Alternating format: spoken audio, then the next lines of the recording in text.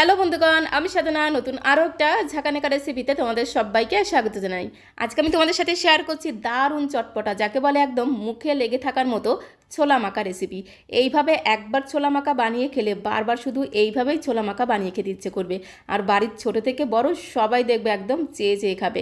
আর এখন যেহেতু রমজান মাস চলছে, রমজানের স্পেশাল ইফতারেও কিন্তু খুব সহজে এইভাবে ছোলা মাখা বানিয়ে নিতে পারবে। খেতে দারুণ টেস্টি হয়। তো রেসিপিটি বানানোর জন্য এখানে আমি এক বাটি কাঁচা ছোলাকে সারা রাত জলের মধ্যে ভিজিয়ে রেখেছিলাম। অবশ্যই কিন্তু কাঁচা ছোলাগুলোকে সারা রাত জলের মধ্যে ভিজিয়ে রাখতে হবে। আর এখানে আমি এক বাটি কাঁচা ছোলা নিয়েছিলাম। ছোলার পরিমাণটা তোমরা আরও বাড়িয়ে অথবা কমিয়েও নিতে পারো, তাতে কোনো সমস্যা নেই। তো এখন আমি তোমাদের পরের দিন সকালবেলা দেখাচ্ছি। ছোলাগুলো দেখো ফুলে একদম ডবল হয়ে গেছে। আর এইভাবে সারা রাত ছোলাগুলোকে জলের মধ্যে ভিজিয়ে রাখার কারণে বেশ একটু নরম হয়ে যায়, খুব তাড়াতাড়ি ছোলাগুলো সেদ্ধ হয়ে যায়। তো এখন আমি ছোলাগুলোকে সেদ্ধ করে নেব। তার জন্য দেখো এখানে একটা ছোট্ট প্রেশার কুকার নিয়েছি। প্রেশার কুকারের মধ্যে একে একে আমি সমস্ত ছোলাগুলোকে দিয়ে দেবো। ছোলাগুলোকে আমি প্রেশার কুকারে দিয়ে সেদ্ধ করছি। তোমরা চাইলে কিন্তু কড়াইতেও সেদ্ধ করতে পারো, তাতে কোনো সমস্যা নেই। তবে কড়াইতে সেদ্ধ করতে গেলে একটু সময় বেশি লাগবে। তো তার জন্য আমি প্রেশার কুকারে একটা সিটি দিয়ে ছোলাগুলোকে সেদ্ধ করে নেব। তো সমস্ত ভেজানো কাঁচা ছোলাগুলোকে প্রেশার কুকারের মধ্যে দিয়ে তার মধ্যে সামান্য পরিমাণে দিলাম একটু লবণ। অবশ্যই কিন্তু ছোলাটা সেদ্ধ করার সময় একটু লবণ দিতে হবে, তাহলে ছোলাটা খেতে কিন্তু দারুণ লাগবে। তার সাথে পরিমাণ মতো দিতে হবে জল। জলটা এমনভাবে দিতে হবে যাতে ছোলাগুলো জলের তলায় ডুবে থাকে। তারপরে প্রেশার কুকারটাকে ধরে একটু ঝাঁকানাকা করে ঘুরিয়ে দিতে হবে। এবারে প্রেশার কুকারের ঢাকনাটা বন্ধ করে গ্যাসের ফ্লেমটা অন করে দিয়ে প্রেশার কুকারটাকে আমি গ্যাসের ওভেনে বসিয়ে দিলাম। তারপরে অপেক্ষা করবো একটা হুইসেল বা সিটি পড়ার জন্য। ততক্ষণে আমি একটা ভাজা মশলা রেডি করে নেব। তো বন্ধুগণ, ভাজা মশলা ছাড়া কিন্তু ছোলা মাখার টেস্ট অসম্পূর্ণ থেকে যাবে, তাই ভাজা মশলাটা কিন্তু অবশ্যই তৈরি করতে হবে।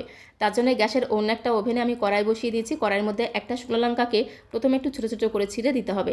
এতে শুকনো লঙ্কাগুলো খুব তাড়াতাড়ি ভাজা হয়ে যাবে। তার সাথে একটা তেজপাতাকে ঠিক একই রকমভাবে একদম ছোটো ছোটো করে ছিঁড়ে দিয়ে দিলাম। এর সাথে আমি 2 চামচ ভর্তি করে দিয়ে দেবো গোটা ধনিয়া। তারপরে গ্যাসের ফ্লেমটা মিডিয়াম টু লোতে রেখে খুব সুন্দর করে ঘোটানাটা করে এই তেজপাতা, শুকনো লঙ্কা, গোটা ধনিয়াটাকে প্রথমে একটু হালকা করে ভেজে নেব। কারণ এইগুলো ভাজতে একটু সময় লাগে, তাই প্রথমে এগুলোকে একটু ঘোটানাটা করে ভেজে নিতে হবে। আর এদিকে দেখো প্রেশার কুকারে একটা সিটি বা হুইসেল পড়ে গেছে। যখন এরকম একটা সিটি বা হুইসেল পড়ে যাবে তখন গ্যাসের ফ্লেমটা বন্ধ করে দিয়ে 5 থেকে 6 মিনিটের জন্য প্রেশার কুকারটাকে এইভাবে স্ট্যান্ডিং টাইমে রেখে দিতে হবে। যতক্ষণ না প্রেশার কুকারের মধ্যে থেকে প্রেশারটা অটোমেটিক্যালি রিলিজ হয়ে যাচ্ছে ততক্ষণ অবধি রেখে দিতে হবে। মোটামুটি 5-6 মিনিট রেখে দিলেই কিন্তু যথেষ্ট।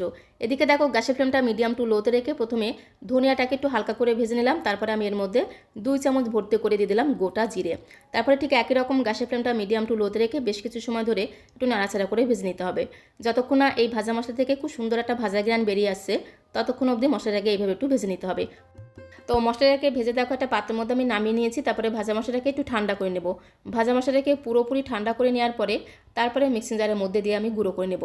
আমি ভাজা মশলাটাকে মিক্সিং জারের মধ্যে দিয়ে গুঁড়ো করে নিচ্ছি। তোমরা চাইলে কিন্তু শিলনোড়াতেও গুঁড়ো করে নিতে পারো, তাতে কোনো সমস্যা নেই। তো দেখো মিক্সিং জারের ঢাকনাটা বন্ধ করে ভাজা মশলাটাকে গুঁড়ো করে নিলাম।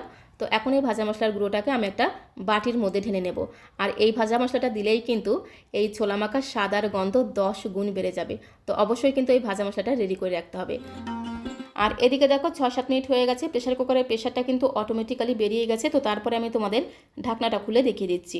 প্রেশার কুকারে যদি ছোলাগুলোকে সেদ্ধ করো তাহলে মাত্র একটা সিটি দিতে হবে। একটা সিটি দিয়ে এইভাবে স্ট্যান্ডিং টাইমে রেখে দিতে হবে। একটার বেশি কিন্তু সিটি দেবে না, তাহলে ছোলাগুলো বেশি নরম হয়ে যাবে, ছোলা মাখাটা খেতে কিন্তু ভালো লাগবে না। তো একটা ছোলা তোমাদের একটু চেপে দেখিয়ে দিচ্ছি। দেখো ছোলাগুলো কত সুন্দর নরম হয়ে গেছে, অথচ বেশ একটু শক্ত শক্ত রয়েছে। এরকমভাবে ছোলা সেদ্ধ করলে ছোলা মাখাটা খেতে কিন্তু দারুণ লাগবে। এর থেকে বেশি নরম হয়ে গেলে খেতে কিন্তু একদমই ভালো লাগবে না। তো তারপরে দেখো ছোলার যে জলটা ছিল জলটাকে খুব সুন্দর করে ঝরিয়ে ছোলাগুলোকে একটা বড় পাত্রের মধ্যে এইভাবে ঢেলে নিতে হবে।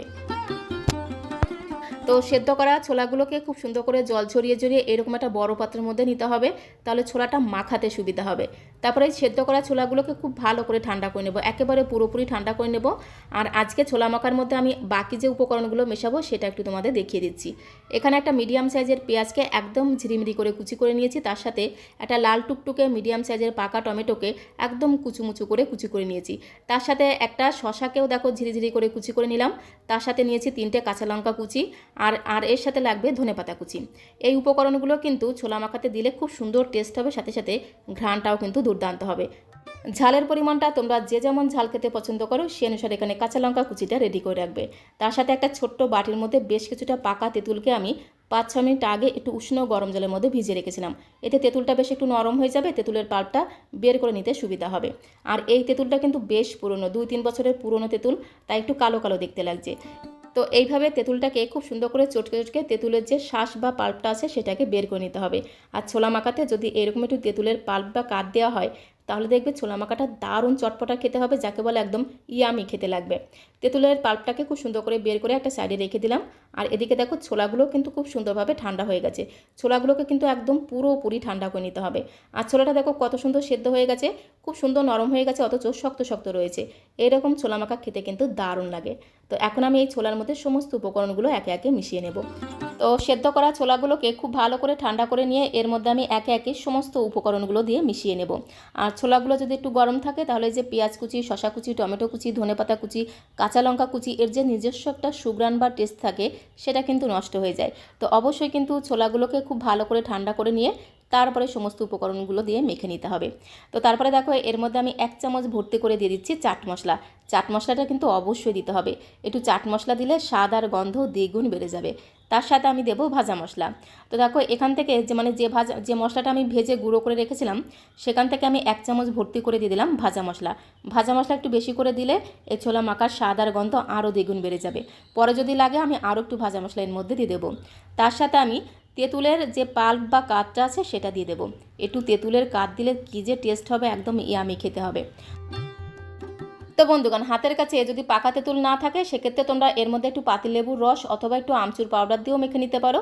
তাতেও কিন্তু এই ছোলা মাখাটা খেতে দারুণ চটপটা হবে। সবশেষে এর মধ্যে যেটা দিতে হবে সেটা হচ্ছে বিট লবণ।